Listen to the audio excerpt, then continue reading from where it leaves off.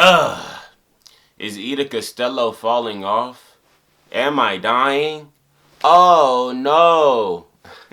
Alright, so what's poppin', everybody? It's your man, young Ida Costello, back again with another video. And this video is going to be another album review. So today's going to be another playlist review for the first time. That definitely messed me up. But today's playlist that we have to review today is Drake, More Life. Now, to be honest, I will say that when it comes to an album, there has not been an album that I have been more excited and more like happy to hear come out than like Drake, More Life. I believe that the last album that I was super excited to hear when it just dropped was Tyler the Creator's Cherry Bomb and Kendrick Lamar's album. But once I heard that More Life came out, I was like, like, I was so happy. And when it comes to this album, I will say that it is very interesting because Drake took a lot of risks on this album. He went a whole lot of different ways that you don't usually see him go. But then again, this album is kind of like Views 2.0 in my opinion. Now, one thing that I think is dope about this album is that he took flavors from a whole lot of different kinds of scenes, from a whole lot of different kinds of places. Like, you hear Jamaican, you hear UK, you hear Toronto, and then you hear like regular old Drake. There's so many different sounds on this project. There's so many different sounds on this album, and in my opinion, it kind of sounds like a world tour of sounds. In my opinion, I just think that it sounds pretty cool. But I will say that even though this is a playlist, so as far as the project being so cohesive, you don't really think of it being so cohesive. But since this is a playlist, I will say that it's kind of inconsistent in the way that the tracks roll out. The types of tracks that are on this playlist are actually hard-hitting hip-hop tracks. Then you have your usual Drake love ballad. Then you have the Jamaican songs or like Jamaican dancehall tracks where he's rapping about his tings and all of that. And then something that's crazy about this album is that you actually get a song where Drake raps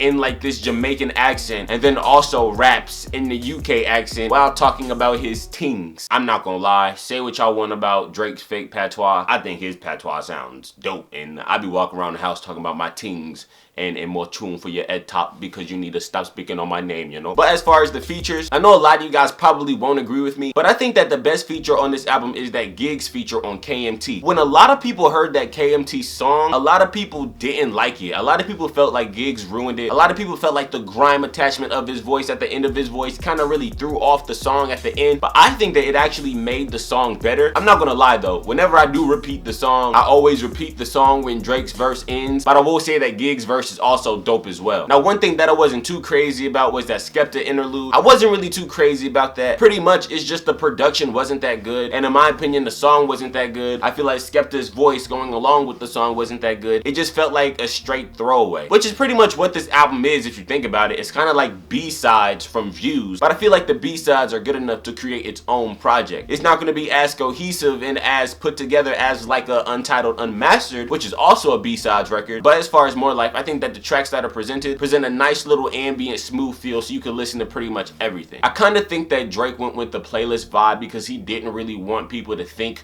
too highly of this album or think that it was going to be as like cohesive as like a Views or like a Nothing Was the Same was, in my opinion. And then also, like, when you think about it, you get features from like Young Thug and Travis Scott and Quavo, and you gotta ask yourself, like, you really think that those people are gonna be on like a Drake album? Like, I know Travis Scott was on Company, but if you're reading this in Drake's opinion, is also a mixtape. Now, as far as songs, a lot of people are loving that Kanye West and Drake feature Glow, but I will say that as far as songs on this album, that was probably one of the songs that I didn't really like that much. I felt like that song was real underwhelming. It was kind of disappointing, and it like really needed a beat drop, even though like there's like a beat drop going on throughout the whole song. It needed like a big cinematic beat drop for that beat, in my opinion. I just felt like that beat was too calm, and if you have Kanye rapping the way he did on that album, it just needed to be better. The way Drake singing was intertwining with Kanye West rapping, and then Kanye singing was just intertwining with Drake singing, that was ugly, bro. Like, that was not cool at all. It did not sound good. Whenever the song comes on, I do listen to it, but I will say that Drake's high-pitched singing and like Kanye's raspy singing crossing over is just, it's ugly. But as far as Glow, I will say that I think that that is an Earth, Wind, and Fire sample at the end. I think that like the Earth, Wind, and Fire sample of Glow at the end was was just fire. I think that was fire. So if anything saved the song, it's neither Kanye's verse. Even though he outshined Drake on the track, he just needed a different beat. It's just that Earth, Wind & Fire track that kind of carried the song at the end, in my opinion. And as far as features, again, we get a Party Next Door feature. And my gripe with Party Next Door is that, like, he kind of needs to fix up his voice. Like, when I reviewed Party Next Door's P3 album, I said that his singing is okay, but he really needs to fix up his voice because sometimes he kind of sounds like a dying walrus. I mean, like, even though he is Colonel Commander of the OVO sweatshop and he pins out hits for like almost everybody in the industry, it's something about his voice that like does not get it done for me. Of course, I feel like he could sing, but whenever like some songs play and he's just singing by himself and he's all slow singing, I just kind of think like,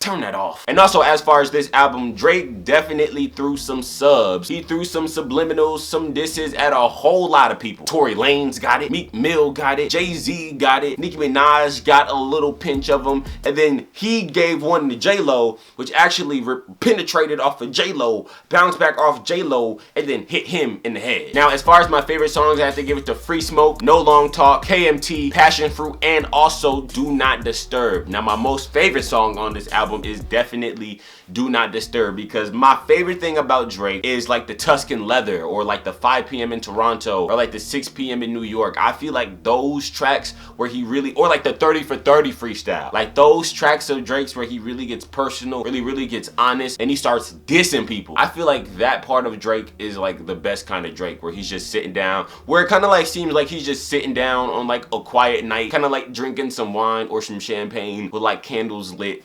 This is like what I picture Drake doing. Kind of just writing, reminiscing on his life, just thinking back. That's pretty much what it sounds like, and I like it because it kind of seems like Drake is more himself in those verses that he spits and in those songs, in those slow cinematic beats and the slow production. It just sounds really dope in my opinion. A lot of people like the Portland song with Quavo and Travis Scott. It's not my favorite song on the album, but it is alright. I feel like Quavo and Travis Scott, they kind of do sound good on the record with each other, but I never ever really feel good about hearing Travis Scott on the record with Drake. I just feel like Travis Scott's sound is a little bit different. It's real different, in which that like you putting Travis Scott together with Drake is just weird. The same with like Drake and Kanye. Like a lot of people were ready for that Drake and Kanye record, but I don't feel like Drake and Kanye's voice complement each other at all. Like it's kind of like opposites, and they don't attract in my opinion. Passion Fruit is extremely dope. I really don't know who created the beat, but I have to know because his production on that beat was actually flawless. I like how it seems really smooth and dreamy. It looks super. It sounds extremely dope, and that's one song that, let's just say, like, you know, your boy is freestyling.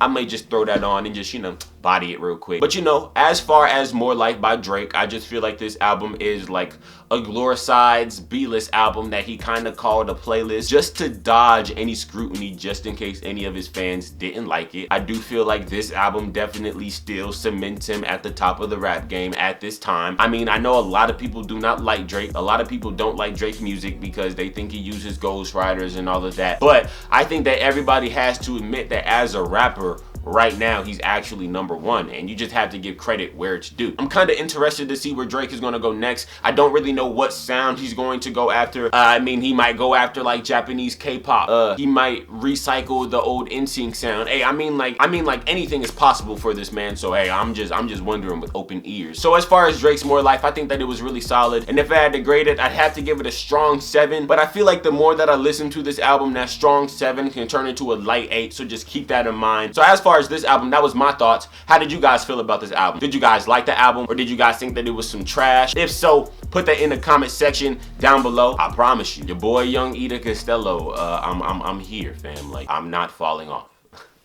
Dude, I'm not even on yet to fall off. Like, what? Thank you guys for watching as always. Without further ado, I just have to say, hey, blessings, blessings, blessings, and yeah, Chris